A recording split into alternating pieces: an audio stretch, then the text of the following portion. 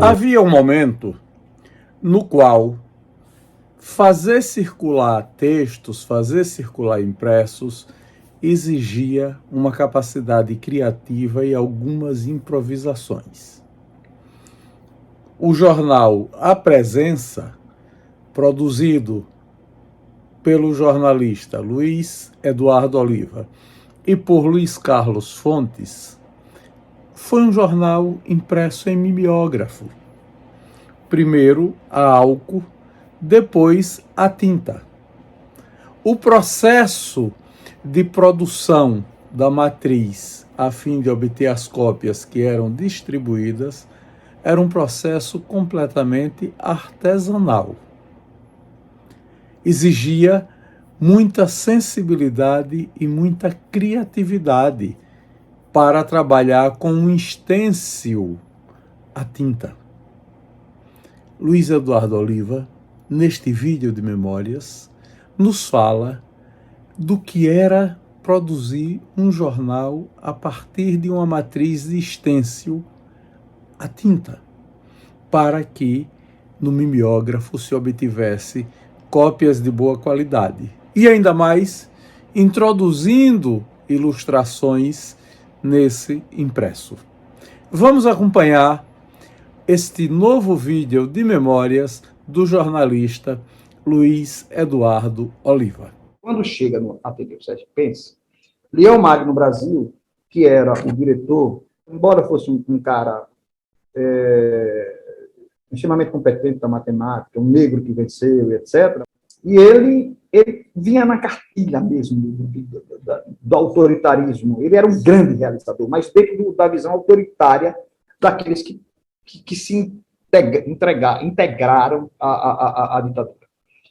E ele começou a fazer uma série de arbitrariedades, a gente já falou sobre isso, e eu falei também, e Leão Magno Brasil, Luiz Carlos, escreve um texto, eu acho que dito por mim, e etc., e ele, quando escreve um texto, a gente pegou ou do Pasquim, ou não sei quem, tinha um sujeito fazendo assim, sossega, leão, e um leão rugindo meio mole, assim, e ele sossega, leão.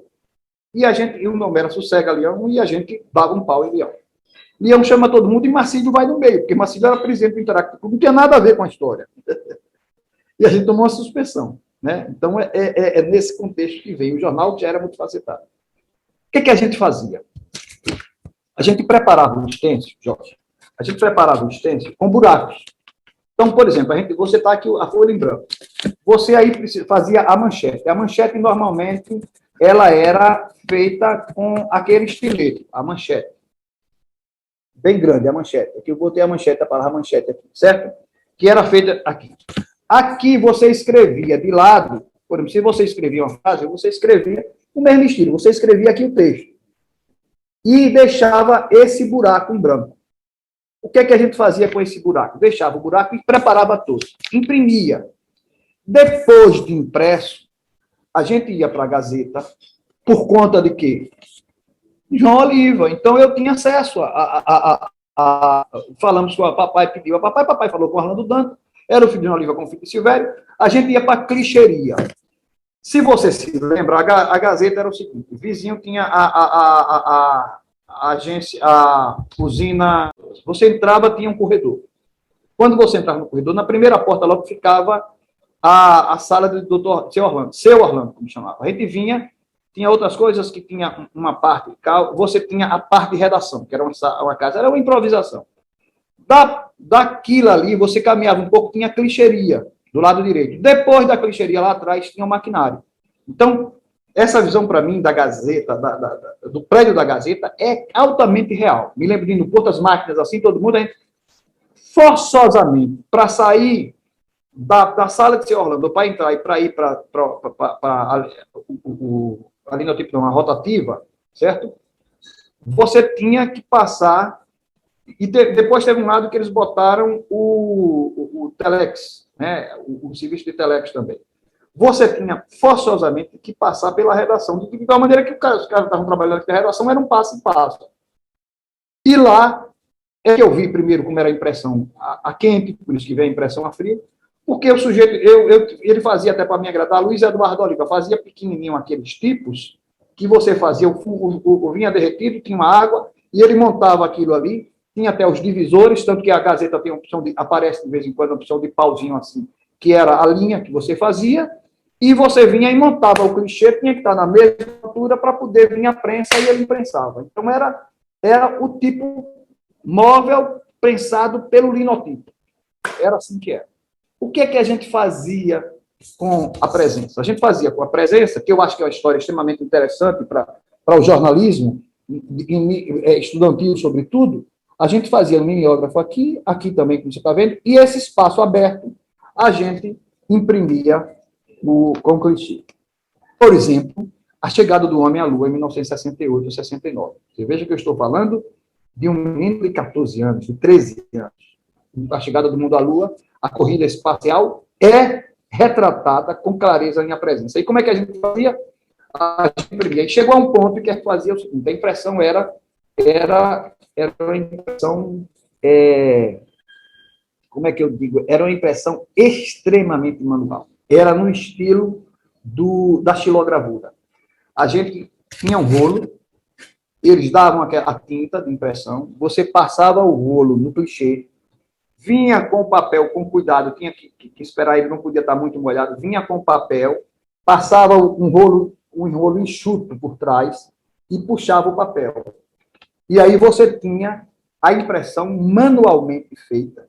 Isso é um processo, pouca gente sabe disso, mas é um processo artesanal de fazer o teatro.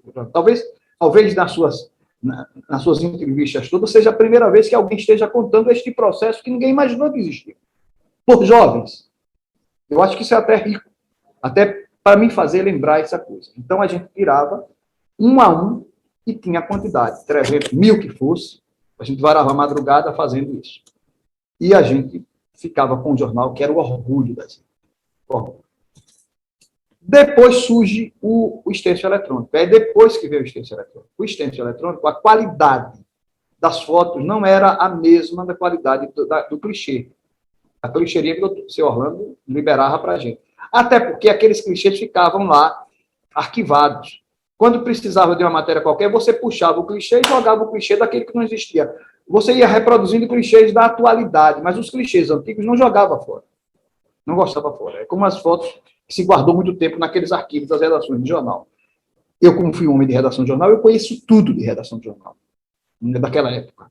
Quando se formava a verdadeira escola, você foi disso, era na redação de jornal.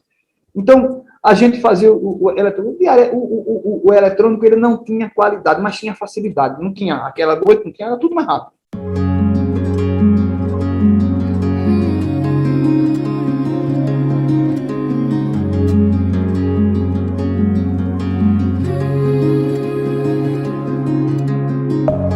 Deep within, here we go, but somehow I'm caught in the middle. Is this the end before we've even